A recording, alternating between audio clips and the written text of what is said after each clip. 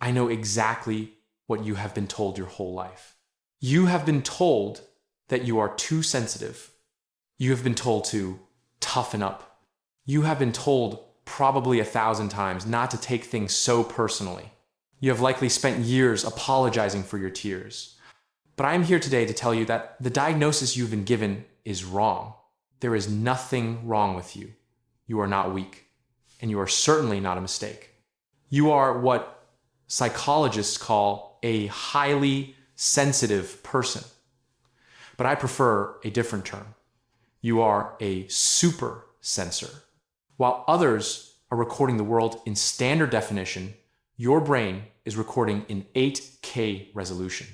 And today, we're going to look at the neuroscience that proves your sensitivity is not a defect. It is a high-performance radar system that the world desperately needs.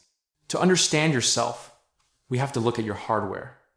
Because this isn't just a personality quirk. It is biology. Research shows that your brain processes information differently than the other 80% of the population. Think of the human brain like a camera. Most people's brains are recording the world in standard definition, maybe 720p. It's a good picture. It's efficient. It gets the job done without taking up too much memory. But your brain is recording in 8K resolution. Neuroscience has identified 3 specific upgrades in your hardware that explain why life feels so intense. First, your brain lacks a filter. Neuroscientists call this low latent inhibition. Most brains are designed to ignore 90% of what they see to save energy. They treat the background noise as irrelevant, but your brain treats everything as relevant. You process the texture of the chair, the hum of the refrigerator, and the mood of the person sitting next to you all at once. This is why you get overwhelmed, but it is also why you notice the beauty, the patterns, and the solutions that everyone else misses. Second, your mirror neurons are hyperactive. These are the neurons that allow us to empathize. But for you, you don't just understand that someone is sad. You physically feel their sadness in your own body. You are not imagining it. Your brain is literally simulating their emotional state. You are an emotional sponge in a world full of spills. And third, this leads to the most misunderstood feature of your hardware: depth of processing. Psychologists call this the pause to check strategy. In a conversation or when making a decision, you might feel like you are slower than others. You might beat yourself up for hesitating or overthinking. But here is the science. You are not slow, you are thorough. While others are engaging in shallow processing, just reacting to what is right in front of them, your brain is engaging in deep semantic encoding. You are unconsciously connecting the current moment to your past, memories, predicting future outcomes, and analyzing the meaning behind the words. You aren't hesitating because you are confused. You are hesitating because your brain is running a complex simulation to ensure the best possible outcome. That is not a bug, that is high-level computation.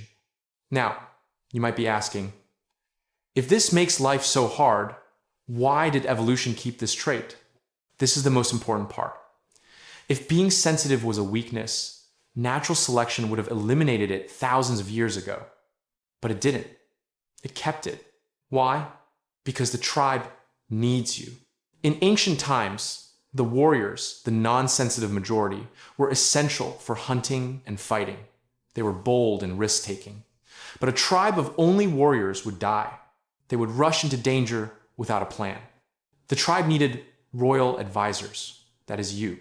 You were the one who noticed the weather changing before the storm hit. You were the one who sensed that the neighboring tribe was lying. Your weakness is actually a sophisticated early warning system. Society today is loud, fast, and aggressive. It is built for the warriors. That is why you feel out of place. But do not mistake being out of place for being without value. I know that carrying this radar comes with a cost.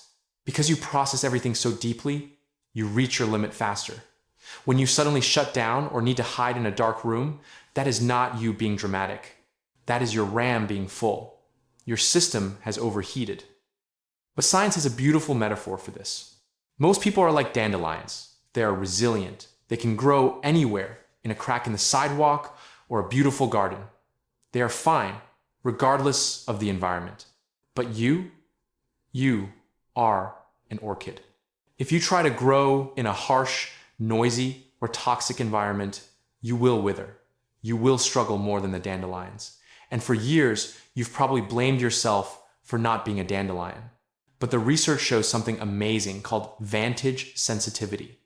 When an orchid is placed in the right environment with the right light, the right soil, and the right care, it doesn't just survive. It blooms with a complexity and beauty that the dandelion can never achieve. You don't need to toughen up to survive the sidewalk. You need to move yourself to the greenhouse. When you curate your life to support your sensitivity, you don't just catch up to others, you surpass them. So, here is my prescription for you. Stop trying to install a tougher filter.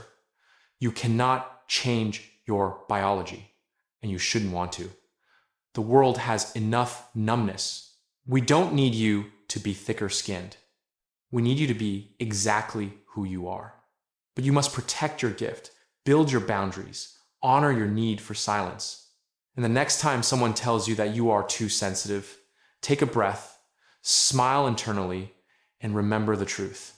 You do not have a defect. You are just seeing the world in 8K resolution. And in a world that is increasingly disconnected, your ability to feel is not a burden. It is the very thing that makes you human. And because you possess this high-resolution radar, you might have instinctively built a wall around your private life. You might be that person who logs on, watches, but rarely posts. To the outside world, you look like a ghost. But psychology suggests that this silence isn't empty. It might be a sign of a completely different kind of strength. If you want to know if your digital silence is a sign of high confidence or hidden anxiety, click on this video right here. I break down the psychology of the online ghost and why stepping back from the feed might be the healthiest thing a super sensor can do. I'll see you over there.